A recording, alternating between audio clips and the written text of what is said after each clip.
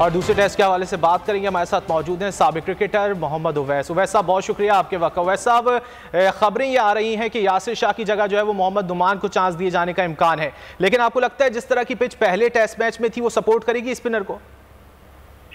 देखिए, किंगस्टन के ऊपर ये टेस्ट मैच खेला था और किंगस्टन की विकेट वैसे कभी मानी जाती थी वेस्ट इंडीज के अंदर के सबसे तेज तरीन विकेट, लेकिन ड्राई वेदर होता है वहां पर तो कुछ अरसे से किंगस्टन की विकेट काफी स्लो हो चुकी है। काफी लोगों ने कोशिश की कि उसको तेज किया जाए, लेकिन अनफॉर्चुनेटली वही ड्राई वेदर की वजह से वो स्लो विकेट है, तो ऑब्वियसली वो स्पिनर को सपोर्ट करेगी। लेकिन मैं यासिर शाह के ना अगेंस्ट ना कोई उनके हक में एक बात वैसे करना चाहता हूं कि हमेशा मैं बात करता आया हूं कि देखें, यासिर शाह पे चाहे पिछले भी कैरियर के अंदर आप बात करें तो उन पे काफी लोड पाकिस्तान टीम ने डाला हुआ था। चाहे आप यूएई की सीरीज में अगर आप खेले जो उनसे 60-60 यहाँ तक 50-50 ओवर आप करवाते रहे हैं, तो ठीक है उनकी परफॉर्मेंस मुझे पता है कि थोड़ी बहुत अपना पहले टेस्ट मैच में अच्छी नहीं नजर आई पाकिस्तान टीम को, लेकिन नुमान को आपने यहाँ पर इंक्लूड किया। नुमान अच्छे स्पिनर हैं, लेफ्ट आर्म स्पिनर हैं और काफी अपना फायदेमंद साबित हुए हैं पिछले टेस्ट मैचेस में भी और इंशाल्लाह ताला इसमें भी होंगे। लेकिन यहाँ पर एक चीज हमें समझने की बात है कि पाकिस्तान की बॉलिंग लाइनअप में पिछले टेस्ट में भी 100% दिया था। काफी अच्छी बॉलिंग लाइनअप है पाकिस्तान की। सबसे बड़ा जो मसला आपकी वो बैटिंग के अंदर है। आपका टॉप ऑर्डर बैट बिल्कुल भी परफॉर्म नहीं कर रहा, चाहे वो आबिद अली हो चाहे आपके ओपनिंग। हमेशा से जो उनसे पाकिस्तान के अंदर एक परफॉर्मेंस जो गैप है आपका टेस्ट मैचेस के अंदर वो नजर आया, तो पाकिस्तान की जो ओपनिंग है उसको परफॉर्म यहाँ पर करना पड़ेगा। इमरान भट्ट को आप कंसिस्टेंटली चांसेस दे रहे हैं, यंगस्टर है जरूर मैं कहूंगा, लेकिन स्टिल एक जो डोमेस्टिक के अंदर वो परफॉर्म करते हुए आ रहे थे वो पाकिस्तान इंटरनेशनल के अंदर भी परफॉर्म नहीं कर पाए। उनकी फील्डिंग को ना देखें कि लोग उनकी फील्डिंग पे बात कर रहे हैं कि जी वो जिस तरीके से कैचेस पकड़ते हैं, उन्होंने शायद रिकॉर्ड भी कुछ 100 साल का गेस रिकॉर्ड भी तोड़ा कैचेस का। लेकिन अगर बात की जाए बाबर आजम की तो वो खासा सेकंड डाउन आ रहे थे पहले टेस्ट मैच में, हमने देखा। अजहर अली से पहले जाना चाहिए उन्हें या अजहर अली को बाद में जाना चाहिए, क्या कहेंगे इस हवाले से आप?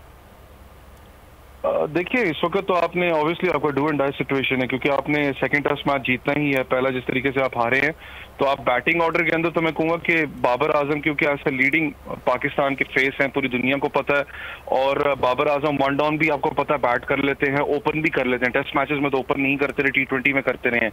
लेकिन अजहर अली क्योंकि ऐसा वन डाउन बैट्समैन हमेशा खेलते रहे पाकिस्तान के लिए, ओपन करते रहे, वन डाउन खेलते रहे, और अजहर अली को मैं पर्सनली फील नहीं करता कि आप उनको मिडिल ऑर्डर के अंदर लेके आए क्योंकि वो एक बैट्समैन वो नहीं, आपको पता है एक फ्लोटर किस्म का एक बैट्समैन होता है जो कि कहीं भी किसी भी जगह अजहर अली वो चीज नहीं है।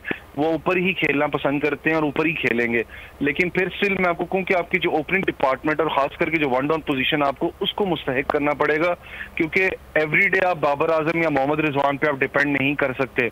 आपके बैट्समैन को यहाँ परफॉर्म करना पड़ना है। आपके कम से कम जो अनफॉर्चुनेटली वेस्ट इंडीज की टीम अगर आप थोड़े अरसे पहले भी या इस टेस्ट मैच पहले भी आप चले जाएं तो ज्यादा एक T20 टीम जानी जाती है। टेस्ट मैचेस में आपको पता है वो इतना अच्छा परफॉर्म नहीं कर पाया, उनकी टीम एक जेलअप ही नहीं होती। पिछले मैच में भी मुझे था कि कम से कम 40-50 रन हम शॉर्ट थे, अगर वो ज्यादा होते तो आज एक पाकिस्तान अच्छा वैसे आपको लगता है कि फहीम अशरफ को खिलाना चाहिए या नहीं खिलाना चाहिए या उनकी जगह किसी और खिलाड़ी को चांस देना चाहिए? देखिए, हमारा तो एक अनफॉर्चुनेटली है कि हमारे जो लड़के हैं बेचारे उनको आप लेके साथ जाते हो लेकिन आप उनको चांसेस देते नहीं, उनको बेचारों को बाहर बिठा के आप जंग लगा देते हो। फहीम अशरफ एक वो है कि बहुत अरसे से डिस्कस भी किया जा रहा है फहीम भाई पे कि क्या उनको पाकिस्तान चाहे वनडे और T20 टेस्ट मैचेस में खिलाना चाहिए। जितने चांसेस उनको दिए गए क्या दूसरे किसी को देते तो शायद वो आज जैसे आमिर यमीन आपके पास मौजूद थे, शायद वो कुछ और एक अपना रिमार्क अपना दे के जाते।